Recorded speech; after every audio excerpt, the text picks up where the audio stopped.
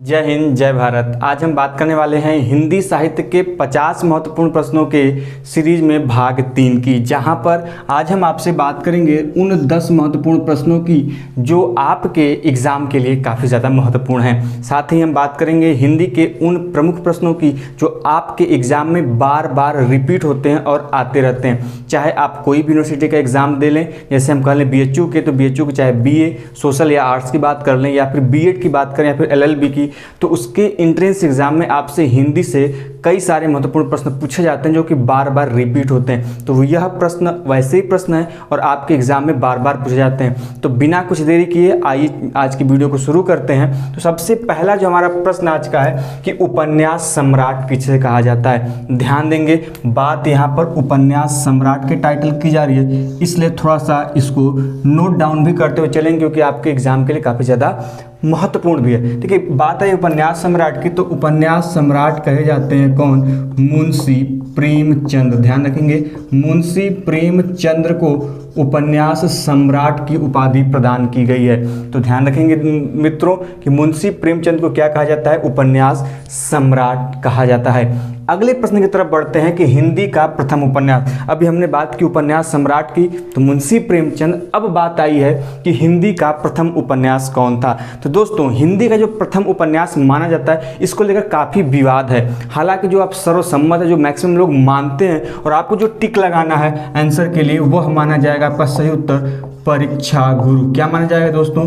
परीक्षा गुरु। और परीक्षा गुरु क्या है कि यह प्रथम क्या माना जाता है? उपन्यास हिंदी का माना जाता है। अगले प्रश्न की तरफ बढ़ते हैं कि प्रकृति का सुकुमार कवि किसे कहा जाता है। तो ध्यान दे दोस्तों, अब एक टाइटल आया है, एक उपाधि आई है, सुकुमार कवि। कौन सी? प्रकृति के सुकुमार कवि किसे कहा जाता है? तो हमने बात की थी किसके बारे में? सुमित्रा नंदन पंत के बारे में। प्रीवियस वीडियो में हमने चर्चा की है। तो सुमित्रा नंदन पंत को क्या कहा जाता है? प्रकृति का सुकुमार कवि। ध्यान देंगे, अब आपको महत्वपूर्ण जो चीज़ें हैं पूछी जाएंगी, जैसे घुमा के कि पंत, जो पंत है यह किस कवि का टाइटल है, मतलब किस कवि को हम पंत के नाम से भी जानते हैं, तो वह से सुमित्रा नंदन पंत। तो सुमित्रा नंदन पंत को हम प्रकृति का सुकुमार कवि भी कहते हैं। अगले प्रश्न की तरफ बढ़ते हैं कि वेदना की कवित्री या फिर आधुनिक मीरा किसे कहा जाता है। देखिए, दो टाइटल है, इससे दो प्रश्न अलग अलग बन सकते थे, लेकिन मैंने एक ही में किया है कि वेदना की कवित्री, दूसरा टाइटल है आधुनिक मीरा। दोनों कहा जाता है किसको? महादेवी वर्मा को। महादेवी वर्मा को वेदना की कवित्री या फिर कह लें तो आधुनिक मीरा की उपाधि से नवाजा गया, फिर माना जाता है। अब इनकी एक रचना बहुत ही अधिक महत्वपूर्ण है जो बार बार एग्जाम में आपसे पूछी जाती है, यामा।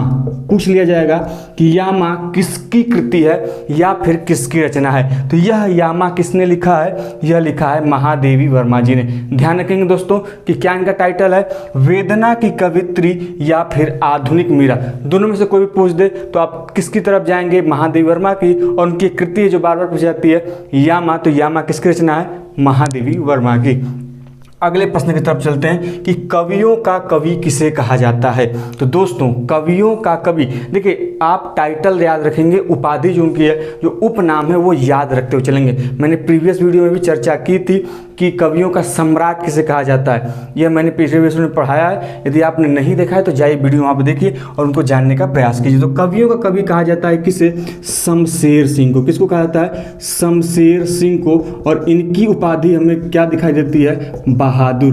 कभी कोई पूछ देगा आपसे कि बहादुर किस कवि की उपाधि है या फिर किस कवि का उपनाम है, तो यह शमशेर सिंह का उपनाम है। क्या? बहादुर। तो पूरा नाम पड़ा जाता है शमशेर सिंह बहादुर। तो कवियों का कवि किसे कहा जाता है दोस्तों? शमशेर सिंह बहादुर को। अगले प्रश्न की तरफ बढ़ते हैं कि अज्ञेय को किस रचना पर साहित्य अकादमी पुरस्कार मिला।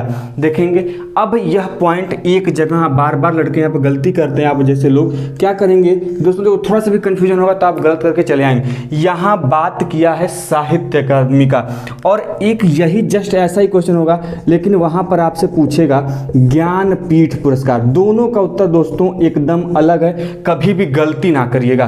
ध्यान दीजिएगा, यदि अज्ञेय के साहित्य अकादमी पुरस्कार की बात करेगा तो वह उनकी रचना थी आंगन के पार द्वार।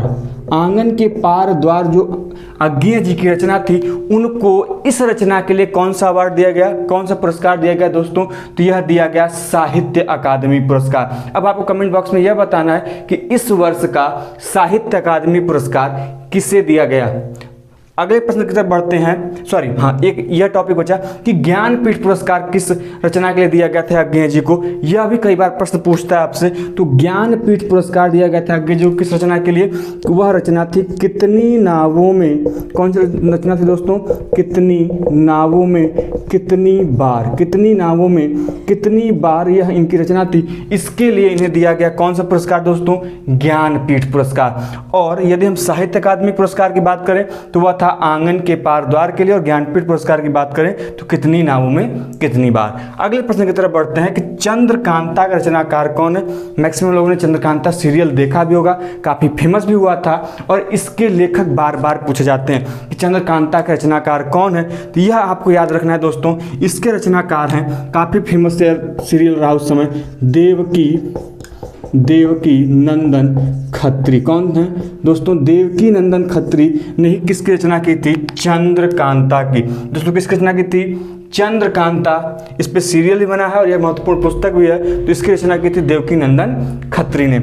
आगे की तरफ बढ़ते हैं कि कामायनी में कुल कितने सर्ग हैं। दोस्तों कामायनी में सर्ग पूछा है। सर्ग एक प्रकार का पाठ या फिर चैप्टर की तरह होते हैं। तो कामायनी में कुल सर्गों की संख्या बार बार कई बार पूछी जाती है, 15। कितने हैं दोस्तों? 15 कुल सर्ग है कामायनी में, जो आपको देखने को मिलेंगे। इसके अलग अलग नाम भी हैं सर्गों के, इतना आपको डीप में नहीं जाना है, लेकिन जो मोटे मोटे तौर पे जानना है कि कामायनी में कुल कितने सर्ग हैं दोस्तों। तो सर्ग हैं कुल कितने? 15 सर्ग हैं। अब आपको कमेंट बॉक्स में यह कमेंट करके बताना है कि यह जो कामायनी कृति है, रचना है, यह किस कवि द्वारा रचित है, किसने इसका रचना किया है। अगले प्रश्न की तरफ बढ़ते हैं कि साकेत में वर्णित नायिका का नाम। ध्यान देंगे, कभी कभी क्या होता है कि किसी काव्य या फिर कह लें रचना का कोई एक नायक, नायिका या फिर किसी कैरेक्टर के नाम को आपको पूछ देता है। जो बार बार मैक्सिमम टाइम पूछा गया है वह साकेत में जो नायिका थी उनका नाम आपसे कई बार एग्जाम में पूछा जाता है। तो उन नायिका का नाम था क्या दोस्तों? उर्मिला। उर्मिला साकेत की क्या रही हैं? नायिका रही हैं, और इससे प्रश्न आपके एग्जाम में बार बार बने हैं दोस्तों। तो साकेत में वर्णित नायिका का नाम क्या रहा है दोस्तों? उर्मिला रहा है। और आज का जो लास्ट प्रश्न है वह है कि मेरे राम का मुकुट भीग रहा है, यह किसका रचना है? आज का लास्ट क्वेश्चन है। तो यह रचना है किसका? विद्या निवास मिश्र। विद्या निवास मिश्र का यह रचना है क्या कि मेरे राम का मुकुट भींग रहा है। बहुत ही ज़्यादा इंपॉर्टेंट है। फिर आपका चाहे कोई भी हो, बीएड हो, एलएलबी हो या फिर बीए सोशल या आर्ट्स हो, इसमें आपके एग्जाम में यह बार बार प्रश्न देखने को मिलेगा ही मिलेगा। अब हम बात करते हैं हिंदी के 3 ऐसे महत्वपूर्ण प्रश्नों की जो आपके एग्जाम में 100% कोई ना कोई इन तीनों में से एक प्रश्न पूछा जाएगा। सबसे पहले पूछा जाता है कि हिंदी दिवस मनाई कब जाती है। दोस्तों देखिए, अब हम बात करें 2 प्रकार से हिंदी दिवस पूछे जाएगा आपसे, जिसमें मैक्सिमम बच्चे कंफ्यूज हो जाते हैं। यदि पूछेगा राष्ट्रीय हिंदी दिवस, राष्ट्रीय हिंदी दिवस, या फिर हम कह लें क्या कि हिंदी दिवस, सिंपली राष्ट्रीय हिंदी दिवस या फिर हिंदी दिवस कह लें, तो यह मनाया जाता है 14 सितंबर को। दोस्तों 14 सितंबर को मनाया जाता है क्या? राष्ट्रीय हिंदी दिवस। लेकिन जैसे ही कह दे आपसे विश्व हिंदी दिवस के बारे में, तब यहाँ पर मामला थोड़ा सा गंभीर हो जाएगा और आप यहीं पर प्रश्न गड़बड़ करके चले आते हैं। जैसे ही विश्व हिंदी दिवस बात करें तो आपको याद रखना है कि वह 14 सितंबर नहीं दोस्तों, वह है 10 जनवरी। तो 10 जनवरी को विश्व हिंदी दिवस या फिर हिंदी दिवस या फिर राष्ट्रीय हिंदी दिवस की बात करें तो वह है कब? 14 सितंबर को। अब अगले प्रश्न की तरफ बढ़ते जो आपके एग्जाम के पॉइंट ऑफ व्यू से बहुत ज़्यादा महत्वपूर्ण है कि हिंदी के बारे में वर्णन किस अनुच्छेद में हमें देखने को मिलता है। तो पर्टिकुलर अनुच्छेद 383 इसकी बात करता है, लेकिन हिंदी के राजभाषा के रूप में जो प्रयोग है वह मिलता है हमें 343 से लेकर 351 के मध्य। पूछ दिया जाता है आपसे प्रश्न कि हिंदी संबंधी राजभाषा का प्रावधान किस अनुच्छेद के अंतर्गत मिलता है। तो आपका सही उत्तर होगा 343 अनुच्छेद से लेकर 351 अनुच्छेद के तहत। या फिर पूछ दे हिंदी जो देवनागरी लिपि में लिखी जाती है, हमारी राजभाषा है, इसका प्रावधान कहाँ मिलता है दोस्तों? तो उसका प्रावधान मिलता है अनुच्छेद 343 के अंतर्गत। या फिर कभी कभी प्रश्न और भी थोड़ा सा घुमा के पूछता है कि हिंदी को केंद्र सरकार एवं राज्य सरकार अपनी तरफ से बढ़ावा देंगे, उनका प्रचार प्रसार करेंगे, या किस अनुच्छेद में वर्णित है? तो अनुच्छेद 351 इसके बारे में हमें बताता है, उसके बारे में जानकारी प्रदान करता है। और लास्ट क्वेश्चन जो आपसे बहुत बार पूछा जाएगा कि हिंदी को राजभाषा के रूप में मान्यता कब दी गई? अब एक बात और ध्यान रखेंगे, दो टर्म होता है, एक होता है राज्य भाषा और एक होता है राजभाषा। देखिए, हमारी हिंदी राज्य भाषा नहीं है दोस्तों मित्रों, यह क्या है? राजभाषा है, अर्थात कार्यालयी भाषा है। तो ध्यान रखेंगे, कई बार प्रश्न पूछा जाता है कि निम्नलिखित में से हिंदी क्या है? राजभाषा, राज्यभाषा, दो अन्य ऑप्शन दे देंगे। तो ध्यान रखेंगे, राज्यभाषा नहीं है, राजभाषा है। राजभाषा का मतलब कार्यालयी भाषा, अर्थात जो ऑफिस या फिर कार्यालय में यूज होते हैं वह राजभाषा होती है। और इस राजभाषा के रूप में इसे मान्यता दी गई थी कब दोस्तों? तो वह दिया गया था 14 सितंबर 1949 को। कई बार यह प्रश्न आपको एग्जाम में देखने को मिलेगा। अब देखिए, इनमें भी दो प्रकार के प्रश्न देखने को मिलेंगे। कैसे?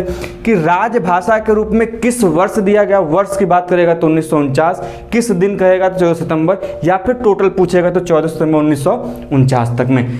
तो हमने इस प्रकार से हिंदी के महत्वपूर्ण प्रश्नों की जानकारी प्राप्त कर ली। तो वीडियो कैसा लगा कमेंट बॉक्स में जरूर बताएं और दोस्तों के साथ शेयर करना बिल्कुल ना भूलें। मिलते हैं ऐसे इंटरेस्टिंग वीडियो के साथ नेक्स्ट वीडियो में, तब तक के लिए जय हिंद, जय भारत।